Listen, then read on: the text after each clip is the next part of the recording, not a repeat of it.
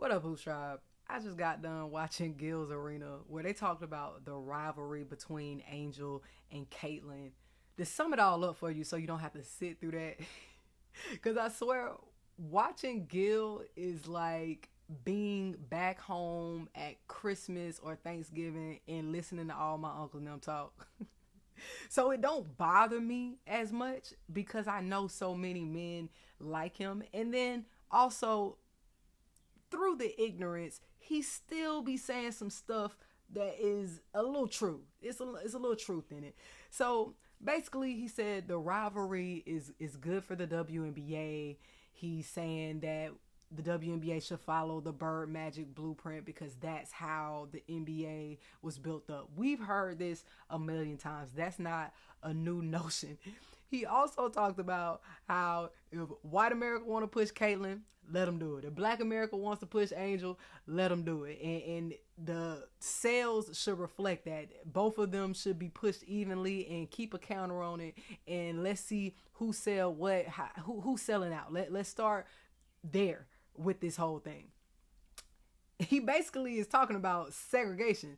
And while that is crazy, it's really not that crazy because this is America. This is where we at. And no matter how much we don't want this to be about race, it's going to always be about race because this this nation was built on the back of racism and it's ingrained into everything that we do. We're not going to be able to escape it. And as the game grows, it's only going to get worse.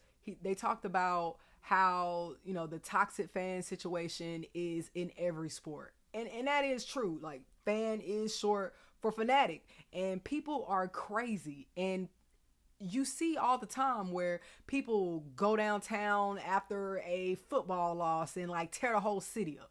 Like we see fans actually assault other fans in public. We see that. We know that it can get crazy. The WNBA is headed into that place with these new stars and with not even the new stars, with more fans being fans of the stars that's been there, because I will say that newer fans are learning to like people outside of Angel Reese, Caitlin Clark, Rakia Jackson, whoever they first came to the league for. They're starting to become fans of other people. So I can say, after listening to all of that, even though it pains me and even though he put it so plainly and did not mince his words, he is right. This is something that we're going to have to deal with, and there's no stopping it. Like, even with me, like, I wanted to control it. Like, when I first started making videos, I've only been making videos for about a little over a year. And when I first created the Hoops Tribe, I was trying to ban all people that were saying derogatory things and ban racist comments. But the truth of the matter is, I'm not even able to keep up with doing it. Even though I want to do that, there is no way that I can keep up with my page getting thousands of views and thousands of comments, millions of views and thousands of comments. I'm not going to be able to do that. Facebook doesn't help. TikTok doesn't help. I put my TikTok in care mode, so I try to block it as much as possible. But the truth of it is, we're not going to be able to keep up with those things. And honestly, it's detrimental to your mental health to try. When you know that you're not in that space, we gotta let some stuff. We gotta let it fly sometimes. We gotta just ignore it. It's difficult to do. I used to spend hours sometimes like arguing with people in the comments, standing up for Angel Reese. You know what I'm saying? But I can't do it. All I can do is continue to do what I do and continue to push the game of basketball and bring a basketball perspective to it. Because one thing that Gil mentioned is they're not talking about, the people aren't talking about basketball. They're talking about when one hits the other. Like, nobody really cares about that, because people that play basketball, people that know basketball, know that flagrant fouls happen. We know that hard fouls happen, but we are talking about it because that's what the media is pushing right now. But at the end of the day, we need to be talking about basketball, and that's what I try to do on my channel. He then goes on to talk about how just wait until men start calling the games. He actually said that he's about 10 years out from being mature enough to call a WNBA game because of all of the lowlights. He talked about all of the missed layups, about the bad form. He called the majority of WNBA players Rudy Gobert. He said that think Rudy Gobert and think talent, and most of that is the WNBA. Now, that was straight up disrespectful. I do not condone that message. I don't agree with that. I can't stand Rudy Gobert, just to be frank. I can't stand him. And I know that there are so many skilled players in the WNBA, but the truth of the matter is there are physical differences between men and women, and there are some things in the men's game that women just cannot do or cannot do consistently yet. I think a lot of that is the athleticism.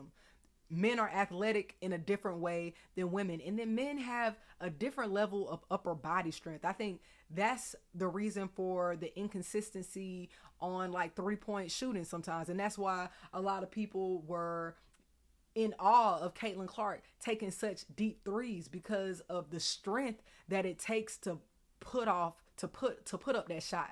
That takes a lot of strength. That takes a lot of talent. You cannot take anything from Caitlin Clark, no matter what you feel about how she handles the media or her as a person. Her as an athlete, she's talented and she's doing things that a lot of people cannot do. And I commend her for that.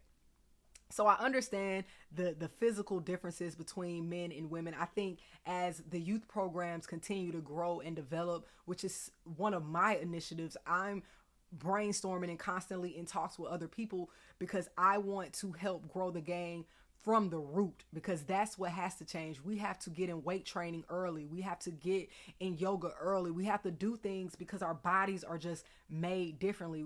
There's ways to be more preventative when it comes to this ACL injury that is holding a lot of us back. There's ways to be stronger, and it starts as a kid, because Caitlin, based off of her dad, she's been putting up that long distance shot for a long time. So her body is wired that way. But the more the game goes on, we're going to see that more and more with those things happening. And I'm not saying that she's the only person shooting deep threes. I know that there are other players shooting deep threes, but it's far few in between. There's probably like a handful of people that consistently putting up that deep of a three. Then, comparing it to the men's game, there's a lot of players shooting those deep threes.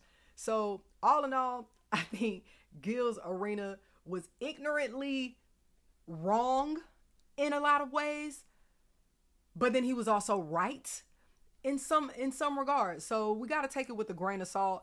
And as WNBA fans, learn to let some things roll off. If it don't apply, let it fly. Don't be in these comments arguing with folks. We know how good our game is. We know how good women are. Just let them watch. They're going to find out. So if you saw the interview, drop your opinion of it in the comments. As always, folks, let's talk hoops.